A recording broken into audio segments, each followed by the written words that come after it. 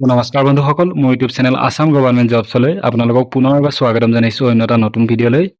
আৰু থাম্বনেইল দেখি আপোনালোকে ইতিমধ্যে গম পাইছে যে আজি ভিডিঅ'টো মই কিহৰ ওপৰত বনাবলৈ গৈ আছোঁ। গতিকে BSFৰ ফালৰ পৰা কনষ্টেবলৰ ৰিক্ৰুইটমেণ্ট প্ৰকাশ পাইছে ট্ৰেডছমেন। গতিকে প্ৰায় 391টা পোষ্ট আছে। গতিকে ইয়াৰ সম্পূৰ্ণ ডিটেইলছ আজি ভিডিঅ'টো মই ভালদৰে আপোনালোকক জনাই দিম, কি এলিজিবিলিটি বিচাৰিছে বা কেনেকৈ এপ্লাই কৰিব পাৰি, এপ্লিকেশ্যন ফিজ কিমান হ'ব বা দৰমহা কিমান দিয়া হ'ব, সকলো কথা আজি ভিডিঅ'টো আপোনালোকে ভালদৰে জানিব পাৰিব। আৰু শেষলৈকে কেনেকৈ এপ্লাই কৰিব পাৰে তাৰো মই এটা আভাস আপোনালোকক দি দিম, ঠিক আছে। গতিকে দেৰি নকৰি ভিডিঅ'টো আৰম্ভ কৰোঁ। আপোনালোকে ভিডিঅ'টো শেষলৈকে চাই গৈ থাকক আৰু মোৰ চেনেলটো যদি নতুনকৈ আহিছে এবাৰ ছাবস্ক্ৰাইব কৰি লওক, যাতে এনেকুৱা ধৰণৰ ভিডিঅ'বোৰ আপোনালোকে সদায় চাই থাকিব পাৰে। তো আমি নটিছখন প্ৰথমতে ভালদৰে পঢ়ি চাওঁ।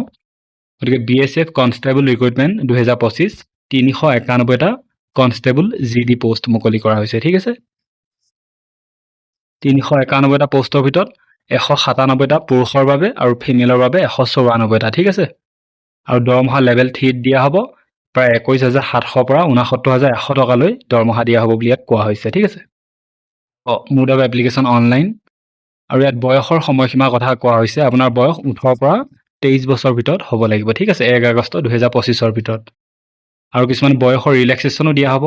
যিবিলাক ST SC কেটেগৰী তেওঁলোকক 5 বছৰ বয়সৰ ৰিলেক্সেশ্যন দিয়া হ'ব। যিবিলাক OBC NCL কেটেগৰী তেওঁলোকৰ বাবে 3 বছৰ এজ ৰিলেক্সেশ্যন দিয়া হ'ব, ঠিক আছে।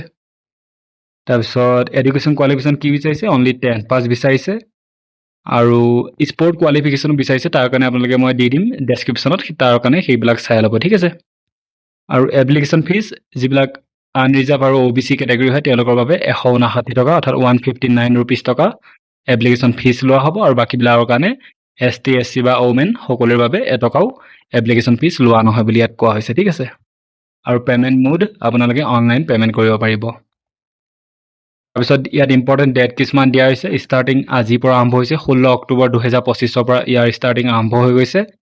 আৰু লাষ্ট ডেট 4 নৱেম্বৰ 2025লৈ ইয়াৰ অনলাইন এপ্লাই চলি থাকিব, ঠিক আছে। তো কেনেকৈ এপ্লাই কৰিব পাৰে তাৰ সৰু মই আভাস এটা দি দিম। আৰু আগন্তুক ভিডিঅ'বিলাকত ইয়াৰ সম্পূৰ্ণ এক্সামৰ ডিটেইলছবিলাকো মই ভালদৰে দি দিম। তো কেনেকৈ এপ্লাই কৰে আহক, মই ডেছক্ৰিপশ্যনত এপ্লাই কৰা ডাইৰেক্ট লিংকটো মই দি দিম। তাত আপোনালোকে ক্লিক কৰাৰ লগে লগেই এনেকুৱা এটা পেজ খোলা যাব, ঠিক আছে। ক্লিক কৰাৰ লগে লগে ইয়াত দুটা আছে অপশ্যন। প্ৰথমটো হৈছে লগ ইন। যিবিলাকে অলৰেডি BSFৰ যিটো অফিচিয়েল ৱেবছাইট তাত ৰেজিষ্ট্ৰেশ্যন কৰি থৈছে তেওঁলোকে অনলি নিজৰ ইমেইল ID বা মোবাইল নম্বৰ পাছৱৰ্ড দি তেওঁলোকে লগ ইন হ'ব পাৰিব। কিন্তু যিবিলাকে এতিয়ালৈ ৰেজিষ্ট্ৰেশ্যন কৰা নাই তেওঁলোকে প্ৰথমতে ৰেজিষ্টাৰ হিয়াৰ এটা অপশ্যন দেখিছেনে? এইটো ৰেজিষ্টাৰ হিয়াৰ যিটো আছে তাত ক্লিক কৰিব লাগিব। ৰেজিষ্টাৰ হিয়াৰত ক্লিক কৰাৰ লগে লগে এনেকৈ এটা ধুনীয়াকৈ পেজ খোলা যাব। আপোনালোকে কোনো দোকানত যাব দৰকাৰ নাই বা কোনো CRC চেণ্টাৰত যাব দৰকাৰ নাই, নিজৰ মোবাইলতে ধুনীয়াকৈ এপ্লাইটো কৰিব পাৰিব। আপোনালোকে খালি ভিডিঅ'টো ভালদৰে চাই গৈ থাকক। তো ৰেজিষ্ট্ৰেশ্যন কৰিব যাওঁতে প্ৰথমতে ইয়াত নিজৰ নামটো ধুনীয়াকৈ আপুনি ইয়াত টাইপ কৰি দিব, যি আপোনালোকৰ নাম, ঠিক আছে। তাৰপিছতে আপোনালোক নিজৰ মোবাইল নম্বৰ টাইপ কৰি দিব, ইমেইল ID টাইপ কৰি দিব। ইমেইল ID টাইপ কৰাৰ পিছতে এটা জেনেৰেট OTP এটা অপশ্যন আহিব। জেনেৰেট OTP ক্লিক কৰাৰ লগে লগে আপোনালোকৰ মোবাইলত এটা মেছেজ যাব, OTP যাব। সেই OTP ইয়াত টাইপ কৰাৰ লগে লগে আপোনালোকৰ ৰেজিষ্ট্ৰেশ্যন কমপ্লিট হৈ যাব, ঠিক আছে। ৰেজিষ্ট্ৰেশ্যন কমপ্লিট কৰাৰ লগে লগে আপোনালোকৰ মোবাইলত এটা মেছেজ আহিব, যিটো পাছৱৰ্ড এটা যাব। গতিকে সেই পাছৱৰ্ডটো টাইপ কৰি আপোনালোকে লগ ইন কৰি আগন্তুক প্ৰচেছখিনি কৰিব পাৰিব, ঠিক আছে। এপ্লাই কৰিবলৈ যদি কিবা অসুবিধা পায় আপোনালোকে প্লিজ মোক কণ্টেক্ট কৰিব। মোৰ হোৱাটছআপ নম্বৰ ডেছক্ৰিপশ্যনত দিয়া থাকিব, তাৰ পৰা মই নিশ্চয় সহায় কৰিম আপোনালোকক।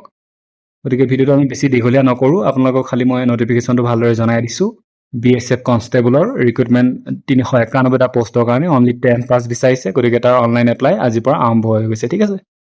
গতিকে ভিডিঅ'টো ভাল লাগিল যদি লাইক আৰু শ্বেয়াৰ কৰিব, আৰু মোৰ চেনেলটো যদি নতুনকৈ আহিছে আকৌবাৰ কৈছোঁ এবাৰ ছাবস্ক্ৰাইব কৰি ল'ব, যাতে এনেকুৱা ধৰণৰ চাকৰি খবৰবোৰ আপোনালোকে সদায় চাই থাকিব পাৰে। ধন্যবাদ। জয় হিন্দ, জয় অসম।